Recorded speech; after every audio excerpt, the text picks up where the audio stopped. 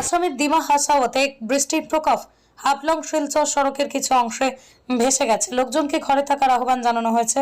হাফলং শহরের বিভিন্ন এলাকায় থেকেই ভূমিধস এবং প্রবল জলবদ্ধতার ঘটনাও জানা গেছে। মিউংখোড়ে এবং হারাঙ্গাজাও এর মধ্যেই বৃষ্টির পানিতে হাফলং শিলচর সড়কের একটি অংশ ভেসে গেছে বলেই জানা গেছে। এ কারণেই সড়কের দুই পাশে আটকা পড়ে বেশ কিছু যানবাহন। নিউ হাফলং রেলওয়ে স্টেশন ও নিউ হারাঙ্গাজাও রেলওয়ে স্টেশনের মধ্যবর্তী রেলওয়ে টানেলটিও পর্যাপ্ত পানিতে তলিয়ে গেছে। অন্যদিকে মাহুরে দিউং নদীর উপর অর্ধসমাপ্ত সেতুটি ভারী বর্ষণে ভেসে গেছে। ইনপুটগুলি পরামর্শ দিয়েছে যে মহুয়ের লোকেরা বর্ষার আগে সেতুটি নির্মাণ কাজ শেষ করার জন্য সংশ্লিষ্ট কর্তৃপক্ষকে বারবার অনুরোধ করা হয়েছে।